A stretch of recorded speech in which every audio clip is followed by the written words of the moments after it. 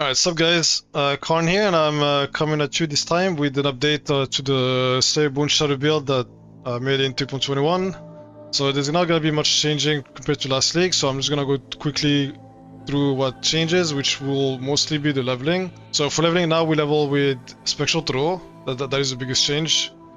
Spectral Throw for Act 1, at least. And personally, I swap out of it in Act 3, but you can level with Spectral Throw the entire way through. It is very strong, it is very good, up until the point where you swap to Boneshatter, which is after in Axis after Kitava.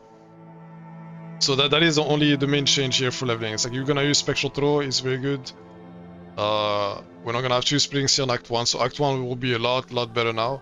Other than that, I've made some changes too on the pathing. The tree has changed here. For example, Champion of the Cause moved here, which means I'm doing it a little bit differently now for when it comes to the tree, and I will get Champion of the Cause so we can use Determination and Herald of Ash, which was very difficult to do without it. And we'll just delay Solo Steel compared to last time. And beyond that, everything's gonna be pretty much the same.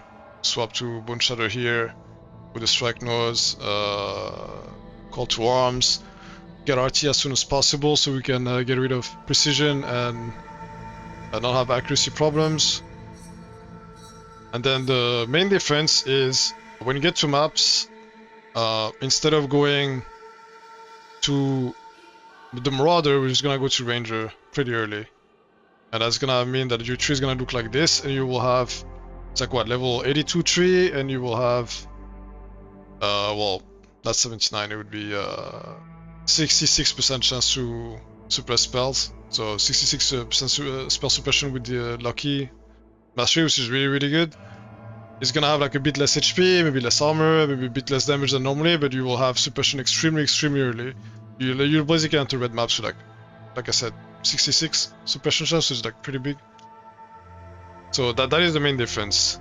The other difference with last patch would be the fact that we have Tainted Pact in the game now, and that allows you to build around it. And I know that's like what most people wanna know about is that version of the build. So I'll explain real quick. The idea behind the build is we use Tainted Pact as well as Golden Roll.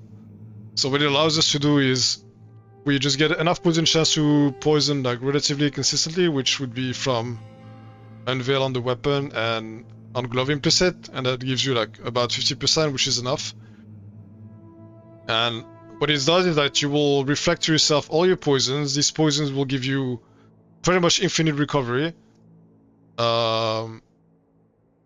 And that will be like basically like a gigantic layer of defense. Like last patch we were able to use Strength of Blood with it, but since Strength of Blood got like pretty much deleted now, it's really bad. You would not use it. You would just like invest the points that you would normally invest in Leech, because if you do not use a Tainted Pact on normal Slayer build, you need to invest in all the Leech to be able to sustain trauma. But if you use Tainted Pact, you save all these points, and you can use them to get clusters if you want to get more life. You can do whatever you want with it. There's an example here of what you can do with the points you saved.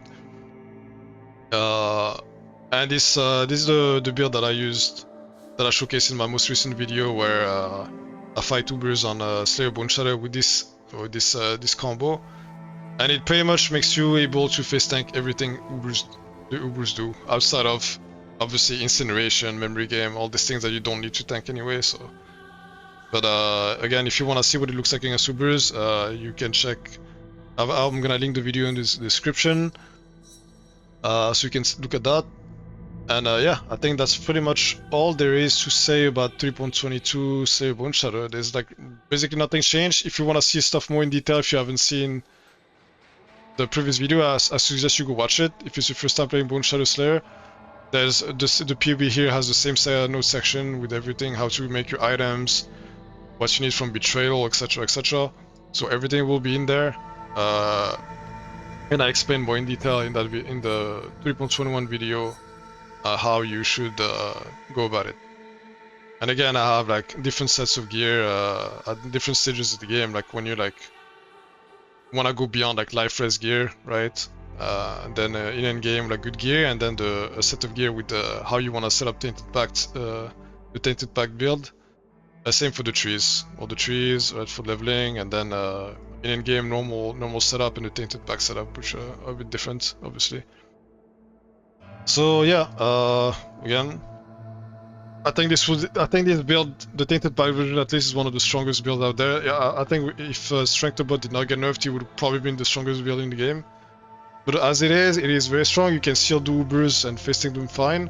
I just there's like some things that I'm not 100% sure is gonna play out without Strength of Bot, like deep delving, etc. Maybe even yeah, no, that's pretty much the only piece of content that I'm not 100% sure how it's gonna fare compared to last patch. But yeah, that's about it. Thanks for watching, and again, if you have questions, feel free to post them or come to my stream at twitch.tv/Carn_, and I'll answer your questions if you have anything. And I'll be playing this at the start, obviously. So yeah, peace.